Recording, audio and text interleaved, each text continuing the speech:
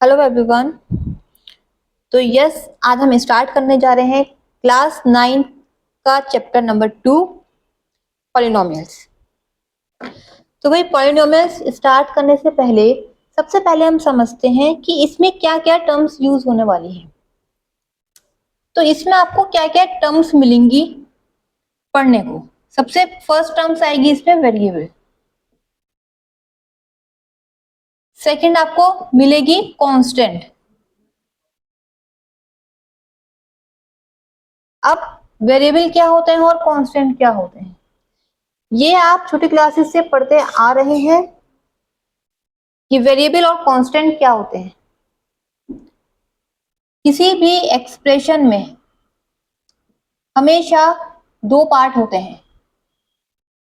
किसी भी एक्सप्रेशन में हमेशा दो पार्ट होते हैं, एक होता है वेरिएबल और एक होता है कांस्टेंट। वेरिएबल हम किसे कहते हैं? जिनकी वैल्यूज कंटिन्यूअसली चेंज होती रहती हैं। जिनकी वैल्यूज कंटिन्यूअसली चेंज होती हैं उन्हें हम बोलते हैं वेरिएबल, और जिनकी वैल्यूज कांस्टेंट रहती हैं उन्हें हम क्या बोलते हैं? कांस्टेंट। मतलब जिनकी वैल्यू चेंज नहीं हो सकती। अब सपोज करो ये x है और ये y है, यहाँ पे x की वैल्यू 2 है और यहाँ पे y की वैल्यू 4 है, आंसर आपका 6 आया, है ना। अगर हम यहाँ पे x प्लस 2 कर दें तो क्या x की वैल्यू क्या हो जाएगी? 2 प्लस 2 4। तो इट मीन्स अब x में 4 आ गया और यहाँ पे x में 2 था। ठीक है, इट मीन्स x में पहले 2 था और अब 4 आ गया है, इसकी वैल्यू चेंज हो गई है, इसलिए हमने इसे क्या कहा है? वेरिएबल का है। बट यहाँ इक्वेशन में 6 है, यहाँ हमेशा 6 ही रहेगा, ये वैल्यू हमारी कभी चेंज नहीं होगी। तो ये होता है वेरिएबल और ये होता है कांस्टेंट। ये आपको पॉलिनोमियल में देखने को मिलेगा और इसका बहुत यूज भी है। और ये दोनों टर्म ऐसी हैं, ये आप जब तक मैथ्स पढ़ेंगे, फिजिक्स पढ़ेंगे, ये टर्म्स आपके साथ साथ चलती रहेंगी। तो इसलिए इसको ध्यान से समझिए। अब नेक्स्ट आपको क्या मिलेगा? टर्म्स। नेक्स्ट आपको क्या वर्ड मिलेगा यहाँ पे? टर्म्स। अब ये टर्म्स क्या होता है? आपकी एक्सप्रेशन है x plus Y plus Z equal 17 suppose. तो इसको हम क्या बोलेंगे? फर्स्ट टर्म, इसको सेकंड टर्म, इसको थर्ड टर्म। तो यहाँ पे आपकी टोटल टर्म्स कितनी है? ये फर्स्ट हो गई, सेकेंड, थर्ड और ये फोर्थ। टर्म मतलब आपकी इंडिविजुअल एक्सप्रेशन, अब चाहे वो वेरिएबल है चाहे वो कांस्टेंट है। ये तो मैंने एक ऐसी रफ एग्जांपल लिखा है, आपकी इक्वेशन कैसी भी हो सकती है। सपोज करो इस टाइप की है,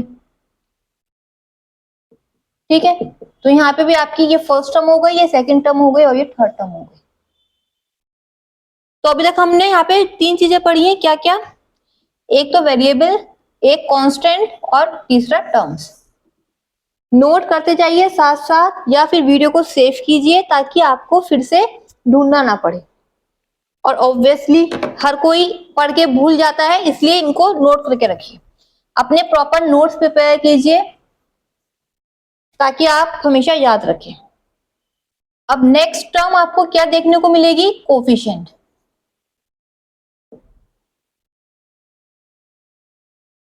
अब ये कोफिशिएंट्स क्या होते हैं? किसी भी टर्म, हमने भी टर्म पढ़ा था पीछे, like 2x square plus 3x plus 8 equal 0। Okay, ये हमारी एक एक्सप्रेशन है। अब इसमें कोफिशिएंट क्या चीज है?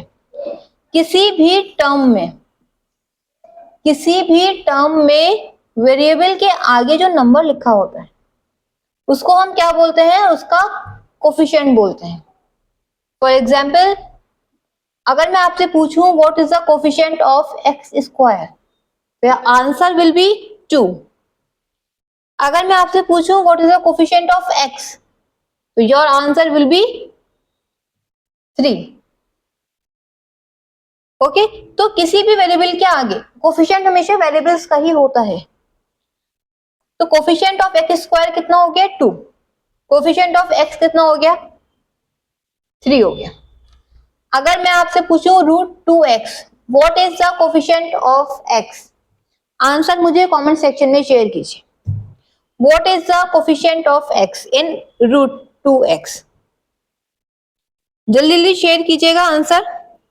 तो ये आपकी नेक्स्ट टर्म हो गई कोफिशिएंट। अभी हम थर्ड टाइप के क्वेश्चंस करेंगे। ये टर्म्स हैं जो कि आप बीच बीच में पढ़ेंगे, इसलिए इनको पहले समझ लीजिए और नोट करते जाइए। मैं बार बार कह रही हूँ क्योंकि फिर क्वेश्चन पढ़ेंगे तो आपको पूरी वीडियो फिर देखनी पड़ेगी।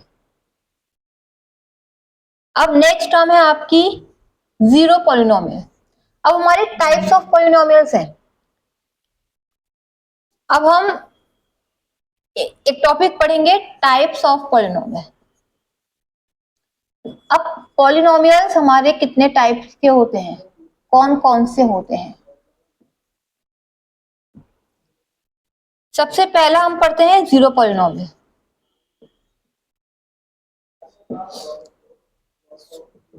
ठीक है, एक आप पढ़ लीजिए, this is monomial and third is binomial.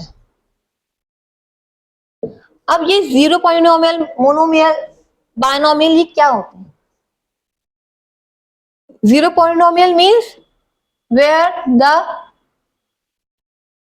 Degree of x, degree of variable is zero, that polynomial is always known as zero polynomial.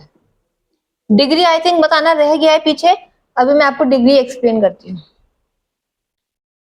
Zero polynomial क्या होता है? जहां पे वेरिएबल की डिग्री जीरो होती है, इट मीन्स कांस्टेंट। तो the constant part of any expression is called zero polynomial. Okay, monomial क्या होता है? अभी हमने ऊपर पढ़ा था टर्म्स। किसी भी पॉलिनोमियल में अगर एक सिंगल टर्म है, if a polynomial has only single term, then that polynomial is called monomial. Like आपकी एक पॉलिनोमियल है 3x, that's it, so this is called monomial. Binomial क्या होता है? The polynomial which has two terms like 3x plus 2x. If you have a polynomial with two terms, then that polynomial will be called binomial. So here we have two terms, 3x, 2x. ठीक है, ये आप note करते जाइए साथ साथ में, वरना आप भूल जाएंगे।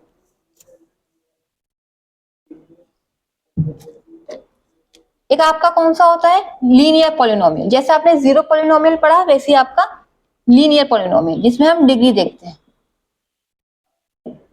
अब लीनियर पॉलिनोमियल में क्या होता है? जीरो पॉलिनोमियल में आपने क्या पढ़ा था कि वेरिएबल जो होता है, चाहे वो x हो, चाहे वो y हो, चाहे z हो, उसकी डिग्री हमेशा जीरो होगी।